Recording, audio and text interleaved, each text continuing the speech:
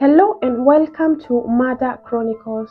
Today, we delve into the story of a Kenyan-based American priest, once a paratrooper, who ended up dedicating his life into missionary work in Kenya.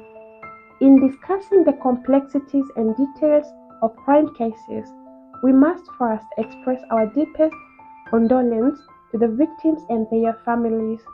We honor their dignity and loss by approaching each story with sensitivity and respect to cater for the feelings of the surviving family members.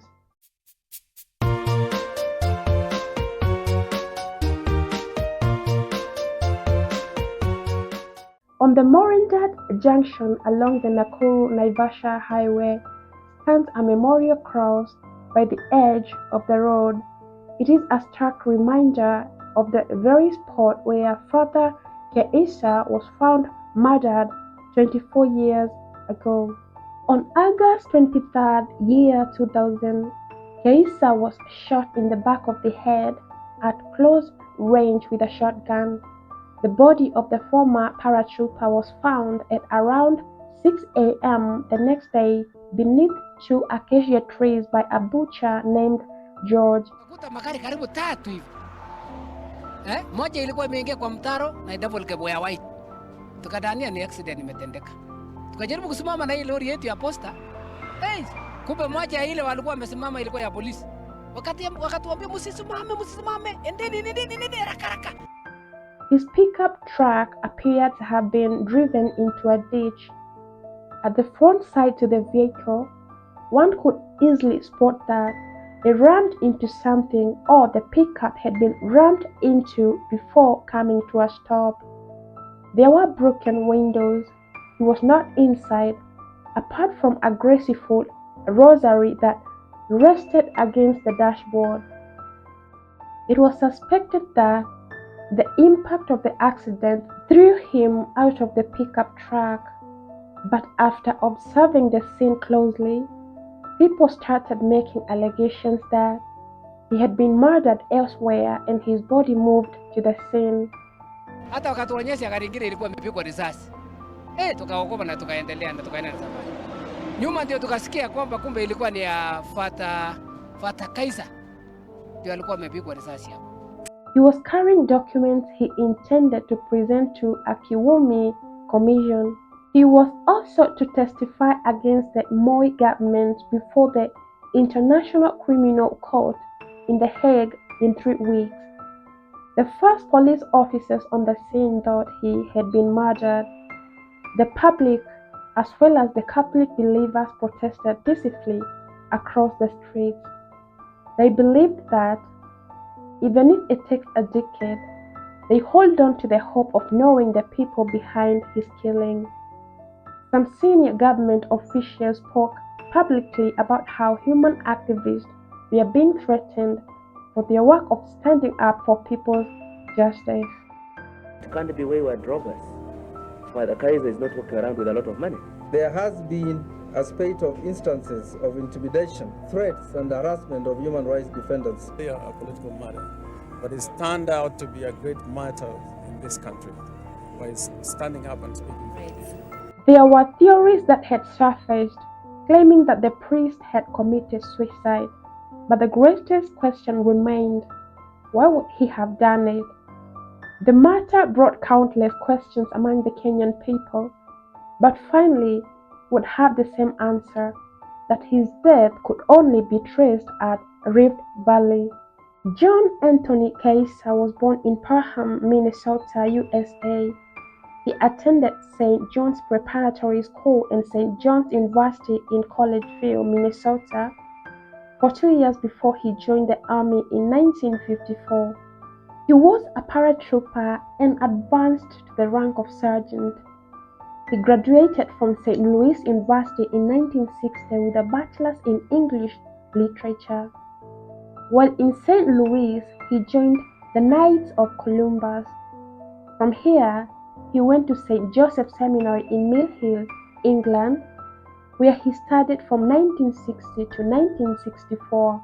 Kaiser was ordained in St. Louis for the Mill Hill Fathers in 1964 and was sent to their missions in Kenya. He spent 20 years in the missions in the Kisii Diocese of Kenya, but in 1993, he was reassigned to the Maela refugee camp in the Ngong Diocese.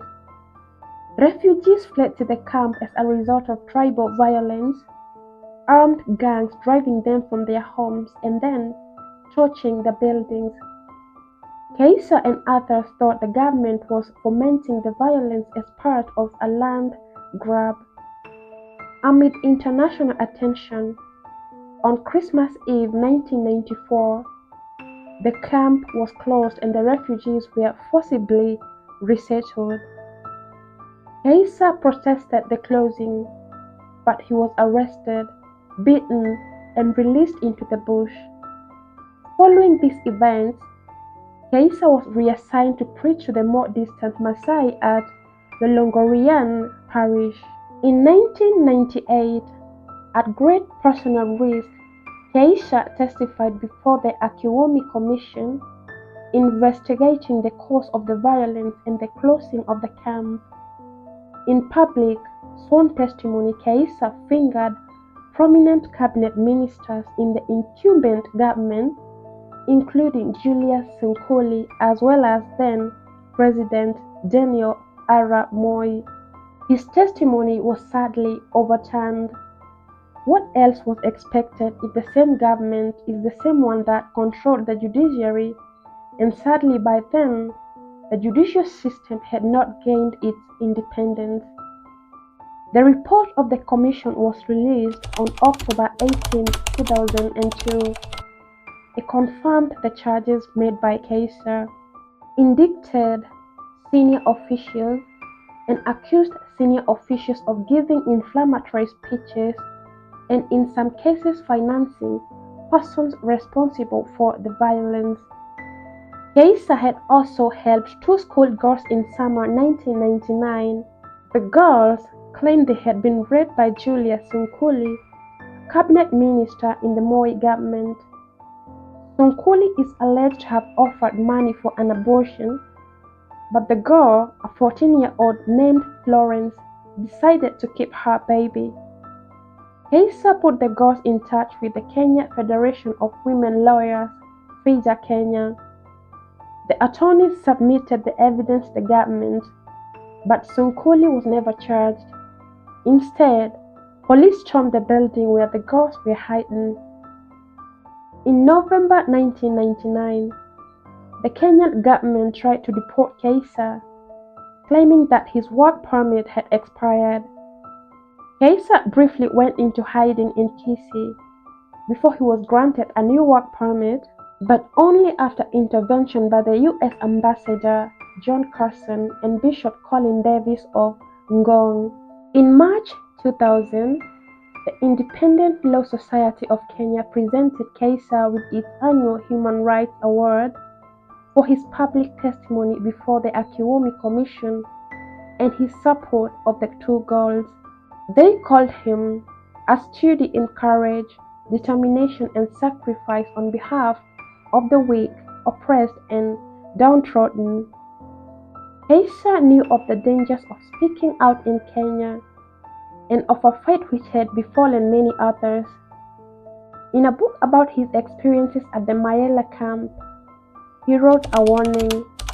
I quote, "I want all to know that if I disappear from the scene, because the bush is vast and hyenas many, that I'm not planning any accident, nor, God forbid, any self-destruction. Instead, I trust in a good guardian angel and in the action of grace. If I die." John Kaiser. The message sounded like that of someone who had foreseen their death coming. According to the last people Father Kaiser spoke to, he had told them that he had been summoned by Papa Nuncio, where they would be holding a meeting in Ngong. That was the last time they ever saw him alive. Kaniambia nimeitwa Nairobi, ninaenda nitarudi, naenda siku 2 nitarudi. Si kawaida padri akitoka anakuambia nitarudi siku fulani. Throughout his life in Kenya, he was a fearless critic of the KANU government regime. He criticized them, pointing out the atrocity they took innocent Kenyans through, not being held back by fear of their power, which finally led to his political assassination. Father John Kaiser had been serving at Kilgoris, Lolgorian parish. Though many people around the parish found him loving and a caring person, among the same people he made some enemies with those who pulled the trigger, ending his life, not because he was biased or had been cruel to some, but because of his stand in condemning evil and standing up for the poor and oppressed. Less than a week after Kaiser's death, Lawrence Mpayei dropped the rape cases against Julius Sunkuli. Shortly before Kaiser's death, there had been complaints that he was not getting along well with the Kilgoris Member of Parliament by then, Julius Sunkuli. There had been an attack at his place of residence a few days before he was finally murdered. When he was leaving to go for Ngong meeting, his house help claimed that he did not look out of the ordinary, and according to her, he promised he would return in 2 days' time. Another witness, Romulus Ochieng, who worked at the parish, very close to Kaiser, said that he only packed his bag with the things he needed to conduct a mass. He said goodbyes to him with the hopes of seeing each other next time. But Father Kaiser had opened up to Romulus, disclosing that he was going to Ngong first, meeting up with fellow priests about the matter of fighting for human rights, but later would meet up with Papa Nuncio in person. Later, after he was done with his mission in Nairobi, he embarked his journey back to Kilgoris. He chose to use the Nakuru-Naivasha highway, the place where he met his demise. Unfortunately, after he was discovered, an alibi was already fabricated that the fearless priest had committed suicide by the road, shooting himself at the back of the head. But the people who knew him in person and always saw him as a father figure were left with a big question mark. Why would he travel all the way to Naivasha only for him to take away his life? They only believed that fearless Kaiser had been killed, since there had been an attempted attack where his house was stormed, but luckily the stone hit the window frame. Romulus had thought that it was a gun attack, only to realize the next morning that it was a stone that had been thrown into Kaiser's house. After Father Kaiser's death, both houses of the United States Congress passed a joint resolution calling Kaiser's death an assassination and calling for the U.S. State Department to investigate. The Papal Nuncio Giovanni Tunochi said at Kaiser's funeral in Nairobi Basilica, I quote him, "The Church, through pitiless violence, has once more been deprived of one of her ministers. Let no one have any doubts about it. We are celebrating a religious occasion. We are reflecting a religious assassination and not a political one." Father Kaiser had been murdered because he was, and in the eternity of God still is, a Catholic priest who preached the gospel. Those who killed him, those who planned his killing, wanted to silence the voice of the gospel. Nuncio added that only 2 days before his death, he met Father Kaiser for a long conversation. At the end, he asked for Papal Nuncio's blessings, which he gave reluctantly. At that moment, Nuncio thought it would have been better if John Kaiser, an old and worthy missionary, had blessed him instead. How much more did Nuncio need to be convinced? They looked at him as a matter of the faith. Kenya's chief government pathologist and a pathologist from an independent human rights organization present at the autopsy thought Kaiser was killed from a muzzle distance of about 3 feet, from which suicide would be impossible. An FBI expert from Texas, who did not examine Kaiser but only saw photographs, concluded that Kaiser had committed suicide. The Moi government readily agreed. Amidst the events, a doctor psychologist by the name Dr. Frank Jenga had given wrong information about Father John Kaiser, claiming that he had diagnosed him with depressive disorder, which were all lies. At the time that Father Kaiser died, he had a depressive illness. The Law Society of Kenya renamed its annual award the Father Kaiser Human Rights Award. A new Kenyan government was elected in 2002. Since then, the Kenyan National Human Rights Commission posthumously honored Kaiser with its 2006 Milele Lifetime Achievement Award. Kaiser also posthumously received the Twin Cities International Citizens Award from the cities of Minneapolis and St. Paul in 2000, and the Lumen Gentium Award from St. Paul Preparatory School in 2004. In August 2011, the Kenyan Human Rights Commission declared that Dr. Frank Jenga intentionally deceived and misled the FBI by fabricating a false report to make them believe that Father Kaiser, a devout Catholic priest, was suffering from mental illness and had committed suicide. Furthermore, the commission ordered Dr. Frank Jenga to apologize to Kaiser's family and the Mill Hill missionaries for besmirching the good name of the Father Kaiser. Finally, in August 2013, a report published by the Truth, Justice and Reconciliation Commission of Kenya officially confirmed that Father John Anthony Kaiser's death was a political assassination. The Kenyan government reopened the inquest into Kaiser's death at the request of the Kenyan Episcopal Conference. The inquest ended on June 12, 2007, after hearing from 111 witnesses.